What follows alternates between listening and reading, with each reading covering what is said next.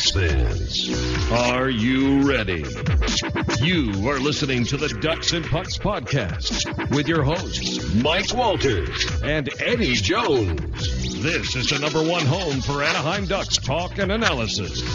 Here we go. Welcome to the show. This is your host, Mike Walters, along with my co-host, Eddie Jones, and we're going to get you caught up. This last week, the Ducks went on a road trip. Eddie and I thought the Ducks would win 3 of these games, and the Ducks ended up going 500 on this road trip, but it was a roller coaster of a road trip, Eddie, which we will get to. We'll also talk about how this road trip affects maybe what Murray does at the trade deadline, and we have so many fan questions, it's ridiculous. So we'll get to a lot of those, talk about a lot of topics around the league and the NHL as well. But let's get to this road trip, Eddie. The Ducks, they played Boston first. We talked about this on the last show. They ended up winning that game. That was a tough game that we thought the Ducks would, have to deal with. Then they had some games where, we thought the Ducks would win some of these games. They played Ottawa, Montreal, Buffalo, some teams we thought that they would beat. We knew there was a tough game against Toronto. But, Eddie, this was just a weird road trip. The Ducks ended up 2-2-1. And they had a hard time against some weak teams in the Eastern Conference. Yeah, I mean, the weakest teams in the Eastern Conference, they were playing the bottom 3 in Buffalo, Ottawa, and Montreal. And they only got the 2 points from Buffalo, 1 point from Ottawa, and no points from Montreal. So they came out with 3 out of 6 against the bottom teams in the East. And to be honest, we expected them to at least come out with 2 wins. If not 3, because especially the way some of these teams are playing. I mean, Ottawa had lost 6 in a row before the Ducks came into town. Buffalo was struggling as well. Montreal wasn't doing so well either. And Carey Price didn't even start in the Montreal game either. Just unacceptable losses. We'll get into the games to break them down a little bit anyway, but just... in a lot of the games, there's either bad defensive coverage, bad turnovers, bad goaltending on some occasions, and it was just a mix of everything in some of these games. Yeah, absolutely. So the Ducks, they played Boston on the first game of this road trip. Boston had an 18-game point streak. The Ducks beat them, so you kind of were going into the rest of the games going, all right, okay, the Ducks took out the Bruins, they were hot, they knocked them out. They go in to play Ottawa, and they can't score a goal to save their life in this game. Ottawa ends up getting a goal by, of course, the former Duck Bobby Ryan. He gets one in the third period. Kessler ends up getting one late in this game to force overtime. But the Ducks end up losing in overtime, Eddie, in a game where they just couldn't really generate that much offense. Yeah, and I mean, there's no excuse, especially against a team that just hasn't been that great. And I believe, correct me if I'm wrong, I believe it was on a power play in overtime. Was it for the Sens? Yes. So, both their goals were on power plays. Yeah. So, I mean, there wasn't much they could do in the overtime one, especially when Erik Karlsson is going to wind up and take a shot from there. There's not much you can do. But to be honest, it should have never gotten to that point.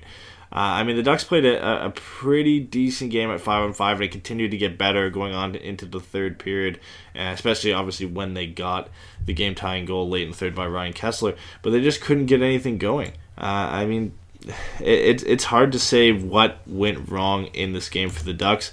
They didn't really capitalize on their chances. They had a couple of power plays, didn't get anything going. And like you said, the Sens had both their goals on the power play. So again, the penalty kill continued to struggle. Well, one thing that a lot of fans I saw they criticized Wagner in this game because it looked like the Ducks were going to have a power play late in the game. Wagner goes and delivers a check. They end up calling a penalty on him. It ends up being 4-on-4. Then there's another penalty called later by Silfverberg. What did you think about that? I mean, a lot of the fans, there was kind of mixed reactions. Some people thought, the Ducks had delayed penalty. Wagner should have checked the guy. But if you go back and look at the play, he barely touches the guy. I didn't even think it was really worth a penalty. I mean, I get it. It's a delayed penalty. You don't want to initiate contact.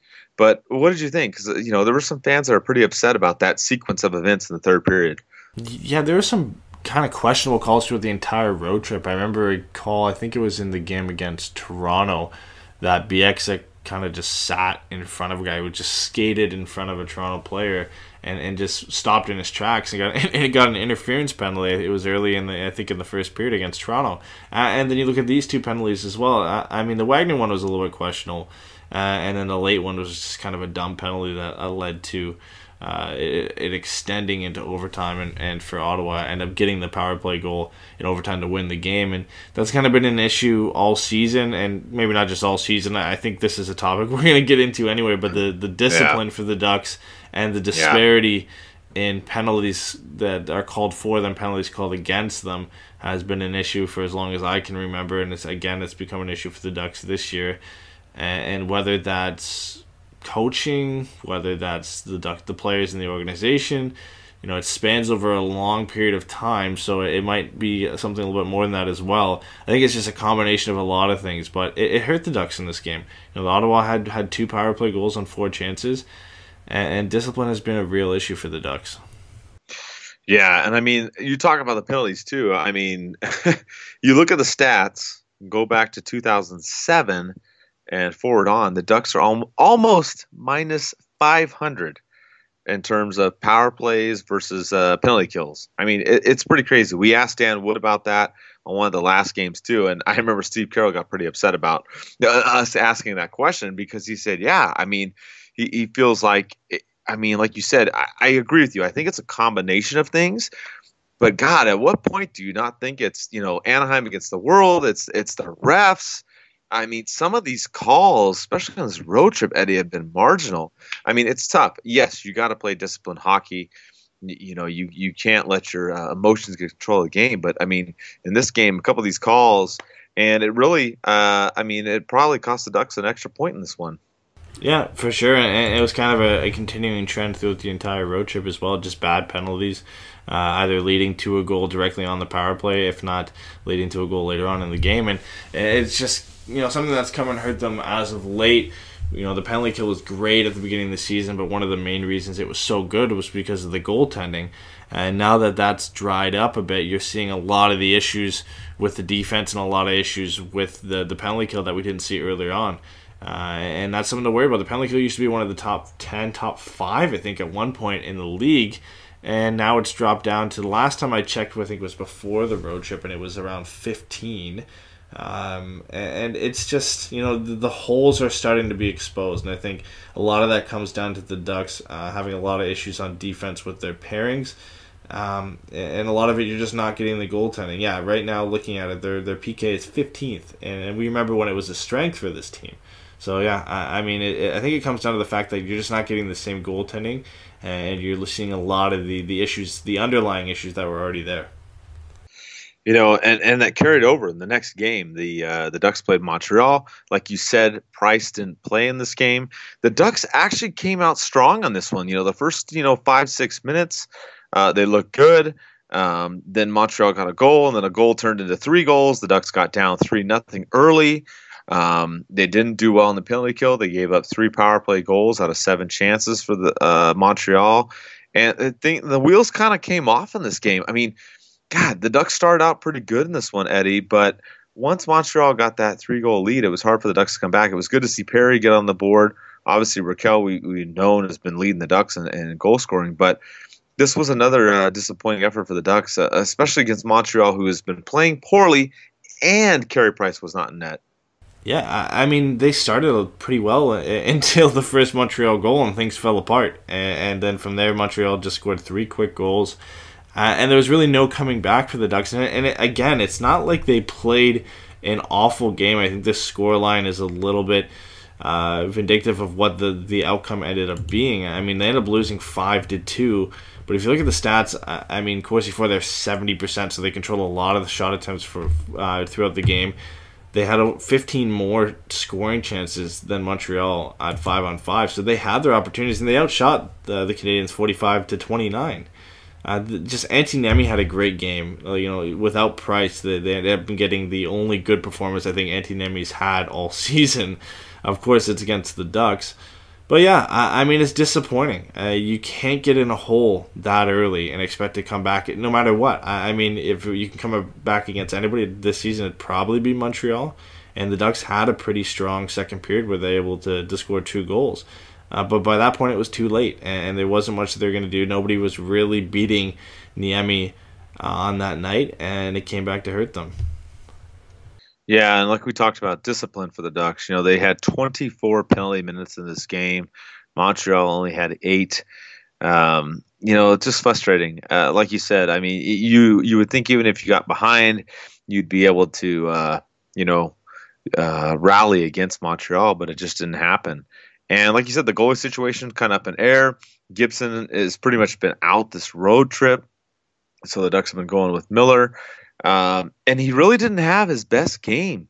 Ottawa was kind of so-so. I mean, he gave it that late goal. It was okay. This game, he ends up getting, doing okay. And Berra, too, he gave up goals as well. I mean, it's just kind of a mess when you've got both of them in there. They're trying to do their best with Gibson out, but, they just couldn't do what was necessary to beat Montreal.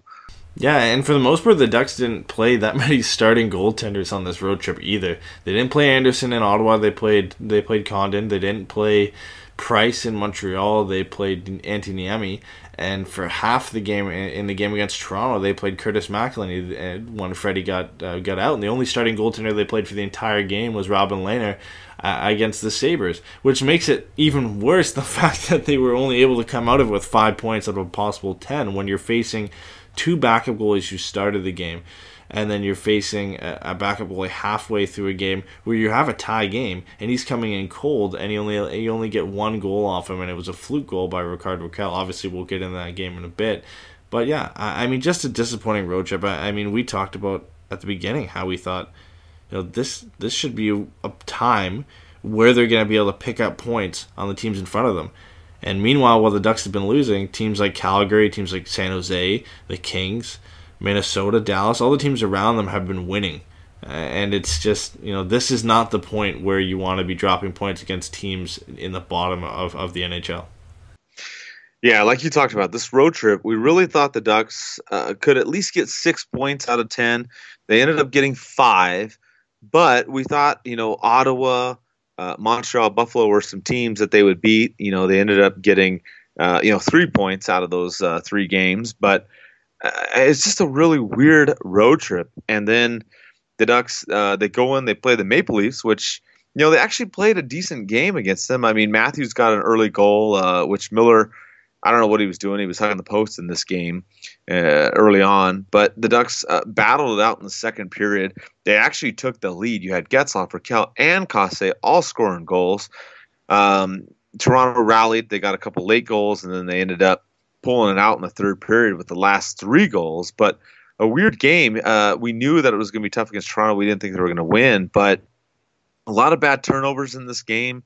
Eddie, some good goals by the Ducks, but they ended up dropping this one against their former goaltender Anderson, which we've got some fan questions about that we'll talk about as well. But what did you think about this game against Toronto? The Ducks just shot themselves in the foot for this game. I honestly thought for the most part they were the better team, but there were, like you said, turnovers. Bad defensive plays. I mean, let's just start with the Austin Matthews goal that opened the scoring for the Leafs.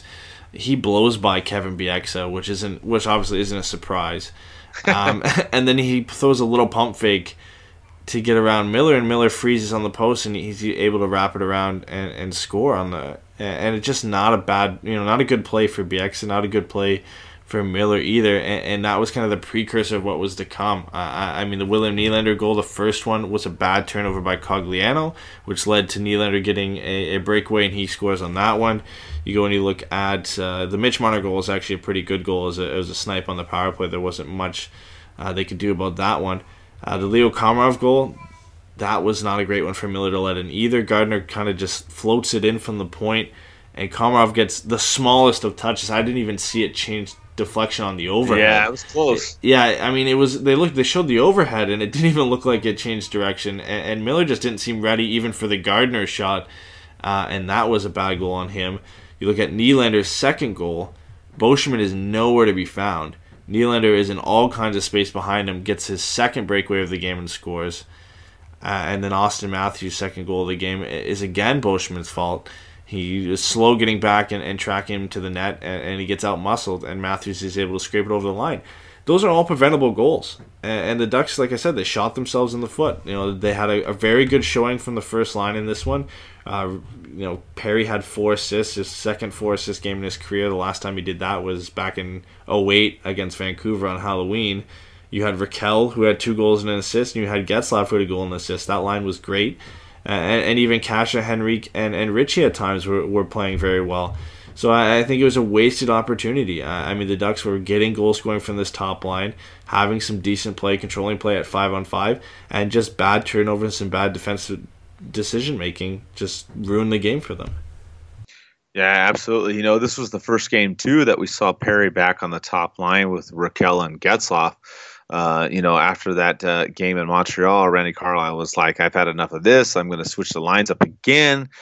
Obviously, it didn't work out in this game. I don't, like you said, I don't think they necessarily played a terrible game. I just think there was key moments where they made a couple turnovers that ended up biting them in the end. And the Ducks, we knew it was going to be a tough game against Toronto, but they ended up dropping this one. And then they went in to face Buffalo in the last game. And the Ducks ended up winning this one. It went to overtime. But, this was another game that you thought the Ducks would win right away. Buffalo scored early. They got a short-handed goal in the first period. Raquel and Cosse scored. Perry scored as well. Kind of on a weird play. Ryan O'Reilly actually shoots the puck. He tries to clear the puck and shoots it in off the goaltender's stick. The Ducks kind of get a break there.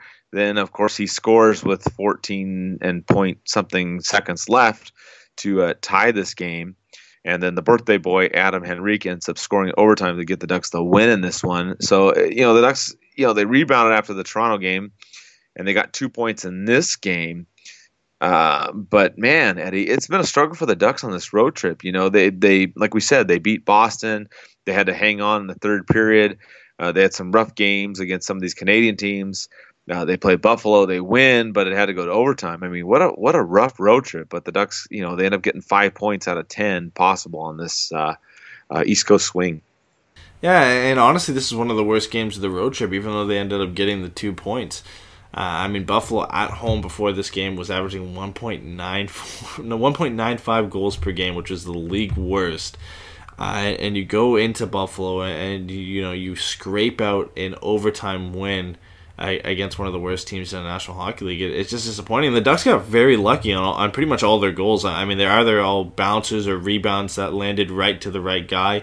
Look at Raquel's goal, it lands right to him. He's able to sweep it in, and it actually goes in off Lehner's skate, and he gets that first goal. Kasha gets a pretty juicy rebound that Perry originally whiffs on, and it lands right to Andre Kasha, and he's able to bank it in. And then, of course, the Perry goal had a lot of luck involved and a pretty juicy rebound from Lehner as well. Other than those 3 plays, Lehner was great and he stood on his head for sure, but the Ducks were beneficiaries of some pretty good bounces. And they haven't seen that a lot this season, but this is a game that should have gone easily for them, and it didn't. They made it difficult, and obviously they get the 2 points, so nobody's looking back at it. But I think one thing we have to talk about before we move on from this road trip is, you look at the way the Ducks top 9 is set up, and I think at this point, if we were to look at all the lines, I think it's surprising the line that's struggling the most, and it's the line you wouldn't have expected at the beginning of the season, and it's the Cogliano, Kessler, and Silfverberg line. That's the line that we always expect to be together, and we always expect if the first line's struggling or the third line's struggling, they're going to be the ones that are always keeping together and playing solid, and they haven't been good. They got victimized by Austin Matthews, Nylander, and Hyman. They were awful that night in Toronto, and they weren't good in this one either. They got beat up by Jack Eichel and at times by Ryan O'Reilly. And I don't know if it's because Kessler's not playing; he's not at 100%. They're just not gelling as a line like we'd expect them to. Yeah, I have to agree with you. You look at what has happened on this road trip. Before, we had thought, hey, the Ducks are in a decent spot. They're playing fine. There's a good chance to make the playoffs. Maybe a couple little tweaks here and there. But I agree with you. The lines got jumbled up a few times. The Kessler line. Obviously, you're on the road trip. You're not going to be able to get that last change. Obviously, that's part of the equation here. But, yeah, you're right. They did not play well at all. They got victimized, like you said, in a couple of these different games. And if you look at the Ducks right now, they're sitting on the outside looking in. You've got San Jose, Calgary. They both have 64 points. You have the Kings with 63, and you have the Ducks with 62. And, of course, the Ducks have played more games than all of those teams. So, I mean, I know a lot of people have sent us questions. We'll get to all those too, but there's a big concern. Before this road trip, I think you and I weren't really concerned what was, happening with the Ducks. But I think now, as the trade deadline approaches, it's coming up on the 26th here. We're in the beginning of February. I think there is some concern, Eddie. I think the Ducks need to make some kind of moves because the way that they're going right now, they're either going to make the playoffs as the wild card and barely squeak in, or they might not make it at all. Yeah, and we talked about this before too. I think the Central Division is so good. Unless some of these teams fall apart, I think there's only going to be 3 Pacific Division teams that make it. So the Ducks are going to have to be one of those teams that gets into the top 3. And Vegas isn't falling out, so now you're fighting with San Jose, Calgary, or LA. And over this road trip, the Ducks dropped 5 valuable points. And Calgary picked up a couple wins. San Jose picked up a couple wins. So did LA. And even the Central Division teams fighting for the wild card. Dallas has played well, and Minnesota's played well. And these points are going to come back to haunt you. These are teams you're supposed to beat. Obviously, no game is an easy game in the NHL, but there are teams that you should be beating. And the Senators, the Sabres, and the Montreal Canadiens were teams that you should be beating at that point in the season. And they're struggling. And now you've got to go into some of the tougher games coming up. You've got to play the Oilers, who are starting to go on a roll, and Connor McDavid's been unbelievable for them lately. And you've got to play the Sharks. And I think that's, if you look at to this point of the season, that game against the Sharks is the biggest game of the season. Because you look at where they're standing, sitting second, 53 games played, 64 points. Ducks are at 55 games played and 62 points. That's the biggest 4-point game they've had all season. And if you lose that one, you bury yourself. I mean, it's not impossible, but you put yourself in a really difficult position. Yeah, I mean, another thing to consider, too, don't forget the tiebreaker, too. You look at the row, the regulation and overtime wins. San Jose has 25. Calgary has 26. LA has 27. The Ducks only have 23. They're behind, not only in games played, but also in that row category. So, I mean, this is a huge, huge opportunity here in these couple games. They gotta play Edmonton on Friday. They gotta beat them. They, like you said, they have San Jose on Sunday, which San Jose laid the smackdown on the Ducks last time. They blew them out of the water, literally. So, I mean, these are some big games coming up on this homestand here. I mean, it's a short one. They're only going to be playing these couple games here and there, but they got to win these ones against the Pacific Division opponents. I mean, it's tough right now, and it kind of leads into basically the second half of the show, Eddie. There's a lot of concern about the trade deadline coming up. Should the Ducks make some moves? We even threw out a poll question because a lot of people had concerns about Nick Ritchie, which kind of went crazy. I mean, a lot of people in the early voting, it was about 80 to 20% people said trade Nick Ritchie. It backed off. Now it's in the 60%. But there's a lot of concern after this road trip and how the Ducks have played against some of these weaker teams, as you and I have talked about. It seems like sometimes they don't play to the level of their opponent necessarily. They'll play up to tough teams, but then they'll play down to some of these weaker teams, which doesn't work out. So we've got a lot of fan questions to get to. But looking at this road trip, are you concerned, Eddie? A lot of fans are concerned after this that the Ducks need to make some kind of move. We'll get into the specifics, but what do you think after this last 5 games? Yeah, I mean, it has to be concerning, and I don't even think it's the offense anymore. I mean, for how many years has it been one of the Ducks going to get that top-line left winger? And then, they acquired Patrick Eaves, and it wasn't necessarily the top-line winger we were looking for, but he gelled well with Getzlaf, so that kind of quieted down a bit. And then we got to the draft, and there were names available, and the Ducks didn't really go out and get anybody, and it kind of pushed into this season again. The defense was pretty strong. You had your top 4, Fowler, Vatanen, Lindholm, Manson, and you had Montour playing with most likely BX, so it wasn't that wasn't a concern. And then the Ducks ended up trading Vatanen for Henrique. He comes in and has an immediate impact and is still having a strong impact with the Ducks. And now, the thing that's been a strength of the Ducks for as long as we can remember is a weakness. The Ducks have one good pairing. Luckily, it's one of the best pairings in the NHL with Lindholm and Manson. But that second pairing with Fowler and Bieksa is not good. And that third pairing with Boschman and Montour is just awful. And they're being exposed for it. Now that the fact that the goaltending is trailed off, Gibson's obviously hurt. So it's tough on Miller to get in and start those games, and it's tough to criticize him. But even with Gibson as well, you can't rely on the goaltending to be as excellent as it's been all season. And that's the biggest worry for me is the Ducks are now being exposed for the weaknesses that they do have, and that's on defense. And we saw that completely evident in the game against Toronto and some of the goals that were scored, and even so in the game against Montreal as well. And if you've got teams like Montreal, and Toronto is a good team, we've got teams like Toronto exposing your defense as well. Imagine when you have to go in the playoffs and play teams like Nashville and play teams like Winnipeg, and you got to play the Golden Knights as well. The Ducks are really going to get exposed if they don't add anybody on defense. Yeah, and we've talked about that on the last couple of shows, and we'll get into that too. That's really the concern right here is the Ducks defense. I think you hit the nail on the head. You have Lindholm, you have Manson on that pairing, but after that, there's a significant drop off, and that's been a problem. We did get a little bit of an update today on Gibson. We heard that he is practicing. He was placed on the IR, but he is going to be available for the game against Edmonton, so we hope he's back. Nothing official on that, but like you said, Eddie, you rely on Gibson so much. The Ducks, relied on Miller on the road trip, which unfortunately he did not play well on this road trip. We really thought he would have done better. Some weak goals that he gave up.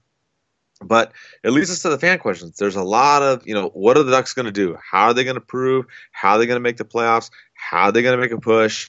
And a lot of it's centered around Nick Ritchie, and that's why we put out that poll question. And we got tons of questions on Ritchie. What do the Ducks do with Ritchie?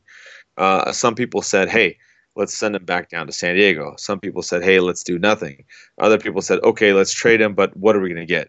Well, here's the bottom line: if we send him down to San Diego, he has to clear waivers, so he might get picked up for nothing, or he might clear. It's a risk that I don't know if Murray would want to take. So then after that, it's, okay, do we try to trade him or do we do nothing, Eddie? I mean, what do you think at this point? He's only got 4 goals so far this season. He had 14 last season. Do you think he's just had an off year, or do you think it's time for the Ducks to say, hey, you know what? He needs a change of scenery. Let's go get somebody else. Yeah, I mean, it's tough because, no organization ever wants to give up on a top 10 draft pick and say they're bust. I think we're at the point where it's safe to say that Nick Ritchie as a top 10 pick in itself is a bust. I think he can still be a valuable player to the right team in this league. I don't know if that team is the Anaheim Ducks. I think he's found a place on the third line with Henrique and Kasha. The only reason I think you would ever trade him is if he could be part of a deal that helps you bring in a defenseman, and we'll get into names, but just to name a couple, either Nick Yarmelson or Ryan McDonough or something. If he can be a part of that package that brings you that defenseman who's going to help you out, then for sure. I think there's some guys you can call up, namely Kevin Waugh or Nick Cordelis or others, even Kalle Casilla as well. Guys who can fill a role on that third line, and you're not really missing what Nick Ritchie brings to the game. As for looking to just trade him on his own, I don't think it's something they really pursue or something even they really need to do. There's no really need to trade Nick Ritchie. He's not doing anything necessarily wrong other than the fact that he's not playing up to the level we would have hoped from him and what you would hope from a top 10 draft pick. But yeah, I think really the only way he ends up getting moved is if he's part of a bigger deal. Yeah, I agree with you too. I think you don't send him down. You don't want to risk, him getting picked up on waivers for nothing. But if Murray's shopping around these next couple of weeks, I think Ritchie is someone that they maybe pair with somebody and they look at something like that. Obviously, we talked about Pacioretty as one of the names. We talked about Evander Kane. We know he's out there. I don't know if he would be one that would come to the Ducks. But I agree with you. I think if the Ducks are going to look to improve something, going in the second half of the season, it needs to be the defense. Bieksa and Boschman haven't been cutting it. I mean, that's just the reality that we're seeing right now.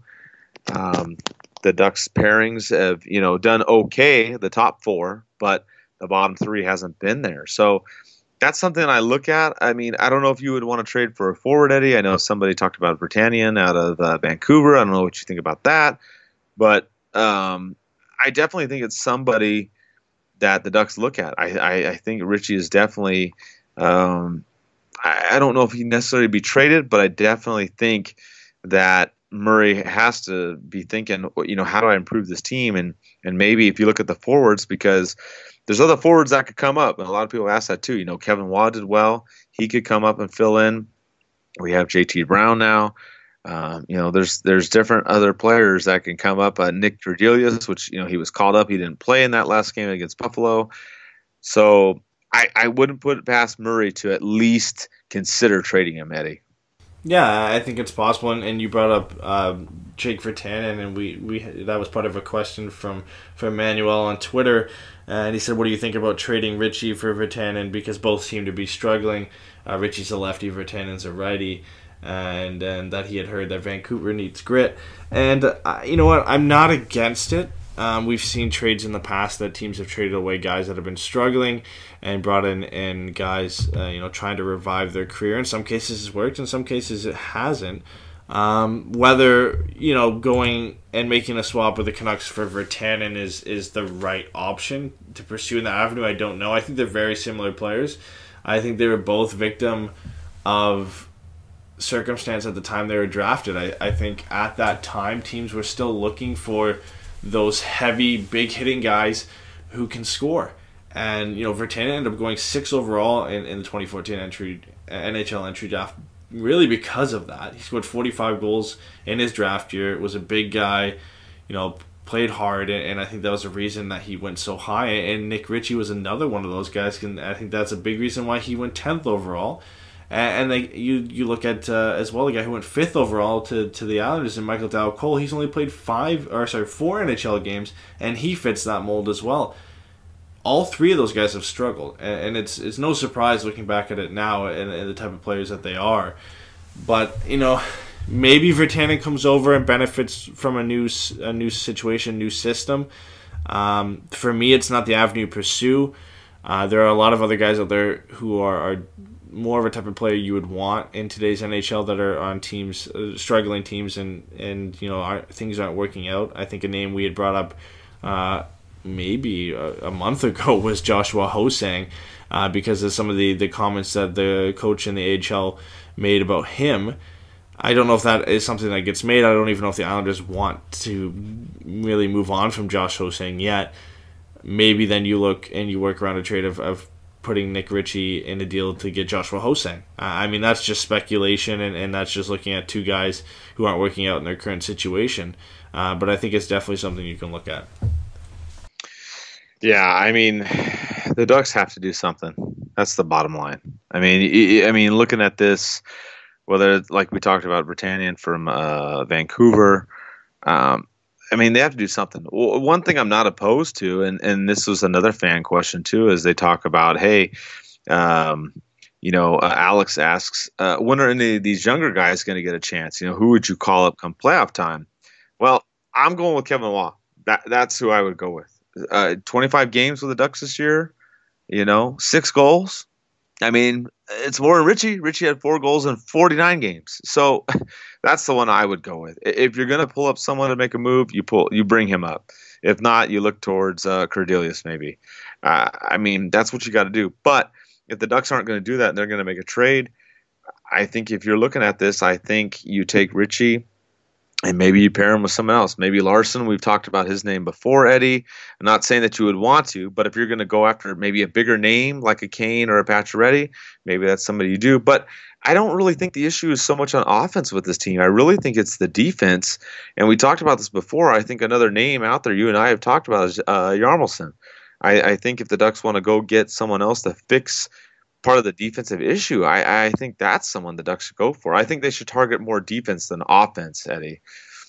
Yeah, I think we should address there were a fair amount of questions on the forwards, and I think we should address why we don't think it's a good option anymore. So I'm just going to go through, and I'm going to look at some of the people that asked questions about the forward. So Garrett asked, do you think Murray gets a minor piece this deadline and ships out a lower pick, or goes all in for the playoff push and acquires a big name? And then he listed Harmelson and McDonough, but he also listed Hoffman and Pacioretty. And I think, those were guys before these defensive issues became glaring issues, were guys we had talked about as well. And guys that, the Ducks could look to go out and get and put on that top line and become a better team from it. And now you just can't see that happening anymore. And the pieces you'd have to give up, the rumors in a deal for a guy like Pacioretty, and what you'd have to give up to get him, a guy like Hoffman, both those guys have term left on their deals. And then you look at some of the value out there, or what teams are expecting to get for UFAs on forward. You look at the price the Rangers are asking for Rick Nash. It was like a first-round pick, a top 3 prospect in your system, a warm body, plus another pick or another prospect. I mean, that's insane for a guy whose cap rate is so high, who hasn't played that well in the last 4 seasons. And you're expecting to get that much from him. He's a UFA at the end of the season. And the same thing is with the Sabres and their valuing of Evander Kane, who's a UFA at the end of the season. I mean, at this point, if teams are asking that much for UFAs, imagine what a guy like Pacioretty is going to command, and a guy like Mike Hoffman is going to command. And I just don't think the Ducks are, in any position to compete with teams to get those guys. I don't think they have the assets unless you're willing to move your first-round pick, Sam Steele, plus a roster player, maybe Jakob Larsson or Josh Maher or something of that. That's a huge, huge haul for whatever team you send them to, and that's a big loss for the Ducks. And does getting Pacioretty or Hoffman make you that much better? Do they win you enough games compared to if you go out and you get a defenseman? I don't think so. I think you might bring in Pacioretty and Hoffman, and they win you 3, 4, maybe 5 more games than you would have without them. And if you go out and you get a guy like Yarmelson or McDonough or another defenseman you can actually have a good pairing with Fowler, I think you win a lot more games doing that than you do going out and getting a top 6 forward. I agree with you 100%. I mean, defense wins championships. And I don't think going out and getting a Pacioretty or a Kane or any other kind of forward, I just don't see them. Like you said, you maybe win a couple more games down the stretch. But right now, the issue with the Ducks is the defense. It's not the offense. Richie hasn't been doing as well, and maybe you do dangle him out there and try to make a trade. But if you do, you go pick up somebody, like you said, to help out Fowler on the defense. Because right now, the Ducks, I mean, especially on this road trip, they're playing some sorry teams. Let's be honest. They're playing Montreal, Ottawa, Buffalo, teams that they should destroy and beat.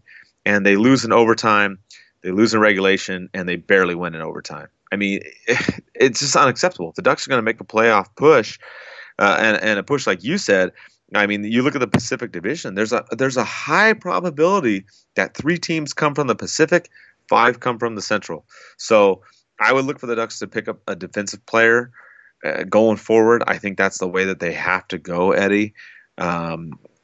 And looking at what the Ducks have to offer, I don't know if they want to give out a Steele or a Jones. I don't know if that's necessarily what they want to do. But if you're going to dangle out a Richie or a Larson, maybe they do that, unless they want to pull up Larson now, which I don't really see them doing. I think it's a little bit early. But if the Ducks are going to make a push and they're going to fight through what's going on right now, that's what I look at. The trade deadline's coming up on the 26th. We're going to have some kind of a show that day, whether or not it's a podcast or a live show, but we're going to go over the Ducks, what they do that day, and of course the league as well. But I still think there's a high probability, Eddie, that Murray does do something come this trade deadline. I know, like you said, Garrett asked about it, and what will they do? Will they look at, McDonough, Hoffman, Yarmelson, any of those players? I really think Murray is going to be looking. Now, as far as what's going to happen that day, I mean, we don't know. A lot of times we've seen this before, Eddie, where it's the last minute that the Ducks come up with a bunch of moves. But I definitely think that Murray's shopping around, especially after this road trip. Yeah, for sure. I mean, again, we had questions from Chase and from Raquel Salas as well, asking us about who do we acquire if we were looking for a defenseman. Who would you rather get if you were going to put somebody on Fowler's pairing? And again, at nauseum, we've mentioned Yarmos and McDonough, and I think those are the two big names available. And I think going out and getting, there's some guys out there like Cody Franzen. You look at a name somebody brought up. Radko Gudas was a name that was brought up. Jordy Ben was another name, and those are almost just stopgaps and things that I don't think really help the Ducks long term. I had a question and I can't seem to find it, so I'm sorry. If you know who you are, you answer this question, then at me at Twitter and I'll give you a shout out or something on the next show. But somebody had asked me, what do you think it would take to get Nick Hjalmarsson? And I put together a bunch of trades, so I'm really disappointed I can't find out who tweeted that. But looking at some similar deals around defensemen similar in caliber to Nick Hjalmarsson, including him himself when he was traded from Chicago to Arizona. So we'll start with that one. Arizona had acquired him and traded Laurent Dauphin, who at the time was a top 9, maybe high potential for a top 6 forward, and they traded away Connor Murphy, who was a younger bottom pair defenseman, wasn't really going to be anything more than that. And that was only June 23rd, 2017. And Nick Hjalmarsson hasn't really done much more to increase his value from there, so I think that's kind of a starting point and what you're looking for, kind of a mid-tier prospect and maybe, a warm body to bring into the system. Then you look at another deal 3 days later after that one. Mark Mathot was acquired from the Vegas Golden Knights for a second-round pick and a goaltending prospect that Dallas had picked in the 2017 draft. There's starting to kind of be a trend of what it will take. The Rangers had acquired Brendan Smith from the Detroit Red Wings on February 28th, 2017 for a 2018 second and a 2017 third. And then you look maybe even all the way back to when the Ducks acquired James Wisniewski. They ended up trading Rene Bourque, William Karlsson, a second-round pick, and they got Wisniewski in a third-round pick. And, it's starting to kind of come together of what, just looking at the past, not saying for sure, but what it would kind of cost to get Nick Hjalmarsson if you were to bring him in. And it's looking like it would either be a mid-tier prospect and a warm body, or a mid-tier prospect and a third-round pick. Or if you're just trading picks, then maybe a second-round pick and a third-round pick. And that seems to be what the price would be to acquire a guy like this. And I think that if that is the price, then the Ducks definitely have that available to them. I mean, they do have the extra third-round pick thanks to the pick that was acquired from New Jersey. They've got 2 third-round picks, so they can move one of those. And they can either move this year's second or next year's second, depending on what kind of assets they covet. And I think that's possible. I mean, to be honest, though, Nick Hjalmarsson's name hasn't come up a lot anywhere. I have no idea if he's actually available or not. I just think he's a good option for the Ducks to pursue, and that's kind of what he would cost.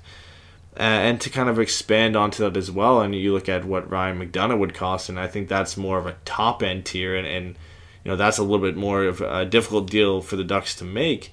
That acquires, that looks at you kind of sending back a first-round pick and maybe a guy like Jakob Larsson, and I think that's another interesting situation for the Ducks to kind of pursue, and we'll have to kind of wait and see on the trade deadline to see what kind of avenue they pursue. Yeah, I agree with you. I think Hjalmarsson would be the more cost-effective one of the two. And what in the world is going on with the New York Rangers? If you've been following them, they actually put out a tweet. It talked about what they're going to do. I mean, oh my Lord, it sounds like a fire sale is going on in Rangerland. They want to get younger players. They put out this whole thing and kind of send their whole Twitter in a frenzy. What do you think? I mean, they talked about, going far in the playoffs. They got to the Stanley Cup final. They didn't win in the last decade or so. What do you think? Do you think that will affect them, them getting rid of some of these players? Will they go for a lesser amount? How do you think that maybe plays into what the Ducks are looking for at this trade deadline, Eddie? Yeah, I mean, it's an interesting situation out of New York. I think, they kind of just put things into perspective and look at the composition of this team, look at the position they're sitting in right now, and they just made the call that this is it. There's not much going up from here. They probably aren't going to make the playoffs. And you look into next season, there isn't really much upside if you're going to compete with the top teams in the NHL. Henrik Lundqvist is going to be 36 next year. I mean, they still have him signed for $8.5 million for 3 more seasons, so that's going to be something that they're going to have to deal with for a little bit. But he's not getting any younger, and that's your key piece if you're going to win a cup. I mean, they don't have anything in net prospect-wise other than Igor Shesterkin, but he's out in the KHL, and they have no idea when he's going to be coming over to the NHL. So I think it's a smart move. They have a lot of good pieces they can move out, and they can acquire a lot of assets quickly. I mean, obviously the big one is UFA Rick Nash. More likely than not, he will be on a different team come the trade deadline. He's already submitted his trade or his team list. I think it was about 12 teams that he would be traded to. So there's a guy right there. Matt Zuccarello is another name that had been floated out there. JT Miller is a guy you would expect. Michael Grabner will most likely be dealt as well because he's an unrestricted free agent. He's sitting on over 20 goals this season. And then on defense, again, Ryan McDonough's name comes up. Mark Stahl's name comes up. Nick Holden. I mean, there's no other word for it other than a fire sale, and it's I haven't seen this in a while from a team that you expected so much from really at the beginning of the season. I don't think a lot of people thought the Rangers were Stanley Cup contenders, but I think a lot of people thought they were a playoff team, especially them going out and getting, arguably one of the most coveted free agents in Kevin Shattenkirk, and they just couldn't put anything together. I mean, Shattenkirk is injured, Chris Kreider is injured, and they've had some issues, but this team has looked awful, and their defense hasn't been great. So, I mean, kudos on them for realizing that this is it, and for deciding to move assets when they have value and to bring in players that can help you, rebuild quicker than if you had just kept all these guys and either lost them to free agency or traded them when they're UFAs and got less. I mean, McDonough's going to command a lot. Yeah, if you end up trading Mark Stahl, he can command a lot. If Rick Nash is going to get you a pretty good package as well. And if you move Zuccarello and JT Miller, those are 2 young forwards who could get you a lot as well. So if the Rangers can move a lot of these guys either now or at the draft, they're going to bring in a lot of assets to make themselves better in the near future. Yeah, I mean, if you're looking at the trade deadline, you're looking at the number 1 team to be selling. You want to look at the Big Apple and the New York Rangers. They're going to be selling big time. And I mean, we talked about this earlier. I mean, teams don't usually announce this kind of stuff, and they really laid it out there on social media. So there's no like secret as to what the Rangers are planning to do. So if you're looking at any of the teams come February 26th that's going to be on the move, yeah, New York Rangers are going to be one of those teams. And the Ducks may be involved, as we talked about. There's some names in there as well. A couple other fan questions here we have, kind of more affecting, I guess, the Ducks' playoff chances too, Eddie. We had Ricky asks, what about Mike Fisher and his decision to return out of retirement to Nashville, who was in second place in the Central Division? Kind of interesting. It sounds like Carrie Underwood was pushing him, or pushing Mr. Underwood, but it seems like that's going on. We love the Nashville Predators, but what do you think as far as this affecting the playoff race? I mean, obviously you've got Winnipeg that's in first, Nashville's right on their heels, and then St. Louis in the Central Division. Do you think it's going to help or hurt this team? And obviously it's going to affect how the Ducks are doing too in this Western Conference playoff race. Yeah, I definitely don't think it's going to hurt them. It's not going to really help them that much either. Mike Fisher's not going to bring a lot on the ice to that team. I think he gives them another option at center, which is always a good thing to have. It gives you a leader in the dressing room that a lot of guys liked him when he was there. So I think you bring that aspect. And Nashville's a great team, and they're one of the best teams, if not the best team in the Western Conference. And they're a team that's a threat to go all the way and even win the Stanley Cup. So, when you bring a veteran guy like that into the locker room, a guy that everybody likes, a guy that's been there before, he was there with you last year when they made their run to the Stanley Cup final, there's nothing wrong with it. It's a weird one that he waited this long to come out of retirement and maybe he was saving his energy, wait until to the mid-season mark. He knew the Predators would be fine without him, and comes back and kind of comes in at the easy point of the season and can just coast into the playoffs and save his energy. So maybe that's what they were deciding to do. But yeah, I mean, it's not a blockbuster. I still think the Predators are in the market for a top 6 winger, and that could be the big move that pushes them over the top. Yeah, I mean, like you said, I don't think it's going to help him too much. But, I mean, it is interesting. Like you said, he waited so long, and who knows what kind of discussions he had with Carey to come back. So, they're still going to be, obviously a team that's going to be tough in the playoffs. So, like we said, the Ducks are sitting there right on the outside. They got to fight it out. The coming up games that they have, they return home. They're going to face Edmonton. They're going to face San Jose.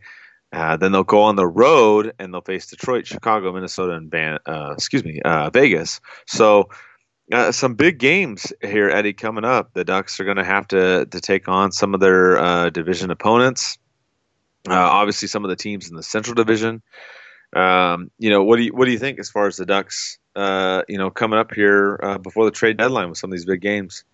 Yeah, I mean, it starts with tonight's game against the Oilers, and they've struggled this season, but as of late, Connor McDavid has put them on his back and really carried them through the last few games. I think he's at 9 points in his last 3 games and 12, I think, in his last 5 or something ridiculous. I mean, he's just on a tear. He's got himself into top 3 and goal scoring again. So it's going to be difficult. I think they're lucky that they're playing at Honda Center. They don't have to go into Rogers Place and play the Oilers at home. So that's going to be a little bit beneficial coming off that road trip. It's always nice to come home and play at home, but it's not a fun one to come back to. There's a lot of animosity here, especially from the playoff series last year. I'm sure we'll see that with Lucic and Kassian still being part of the Oilers organization. And it's never easy to shut down McDavid. And, I'm a little bit worried with the struggles of Ryan Kessler, Cogliano, and Silfverberg and how that line's really going to handle it. Because in the playoffs, those were the guys that were tasked with shutting down Connor McDavid. And I'm sure come tonight's game, they're going to be tasked with shutting him down again. And after the display I saw in Toronto, I'm a little bit worried how they're going to do, especially the way Connor McDavid's been playing lately. And then you move over and you look at the game against San Jose. Like we mentioned earlier in the podcast, that's going to be the most important game of these next 3 games coming up. It's a 4-point game. You're right behind San Jose in the standings. You have to win this one. It's not a be-all, end-all. You don't not make the playoffs by not winning this game. But it puts you a huge step back if they lose this game to San Jose. It gives them a huge boost. San Jose already has a couple games in hand. And I believe Calgary won last night. So again, Calgary picked up points from up on the Ducks as well. So I mean, this is essentially a must-win against San Jose if you're looking to keep pace in the Pacific Division. And then you close out or at least the week for us, because we'll be back either Wednesday or Thursday of next week against Detroit. And if any game was the easier game of the week, I think it would have to be against Detroit. You're going into... Careful, Eddie. Careful. Yeah, I know. We said that last time, so I don't want to say that. I mean, you're going into the... I want to call it the Joe Louis Arena because I can't bring myself to call it Little Caesars Arena because I hate that name. But you're going in to play Detroit in Detroit. Their fans are rowdy. It's always going to be a tough game. Detroit struggled a lot this season. They haven't got much going for them. Dylan Larkin and Anthony Mantha have really carried the play for them. And other than that, they haven't got that great goaltending. Mrazek's been good at times. Jimmy Howard's been good at times. But this should be a game they win. I think it's the 2 most important games of 4 against the Oilers and the Sharks that are really the big ones to watch this week. Yeah, absolutely. Like you said, the Ducks, they've got to beat Edmonton, who's, with obviously Connor McDavid have been playing decent. San Jose is a revenge game. They need to win this game in regulation. There's no going to overtime. They need to put the hurt back on San Jose and win this game. Like you said, Ducks have games more games played than some of the other teams in the Pacific. So they've got to start winning these. And of course, Detroit, we always dislike Detroit. Why not? So the other thing too is don't forget, we're starting a new thing. When you have questions, make sure to reply with the hashtag on Twitter, AskDNP. For some reason, we don't get to your question. Maybe it's because we didn't see the hashtag, so please do that. It's a new thing we started, but we're going to be doing that. And if we miss something, maybe that's why. So some things that are coming up in the next week or so. On the 17th, we will be at El Ranchito in Orange. The Ducks are playing Minnesota on the road trip at 11 a.m. Pacific time. So we will be there for brunch to party. So make sure you're there, and we'll have a good time. Don't forget to check out the t-shirt sales. We've been selling a bunch of stuff at $5 a t-shirt at tnphockey.com. So check that out. As this month winds down, on the 26th, we'll be doing some kind of show, like I said, either live or a podcast covering the trade deadline. So look for that as well. We appreciate all the fan questions. We had a ton this week. We couldn't get to all of them. But like I said, use the hashtag AskDNP. Hopefully the Ducks turn it a little bit around this next week. And we'll be back probably in mid next week. So let's go Ducks. The Anaheim Ducks are the Stanley Cup champions.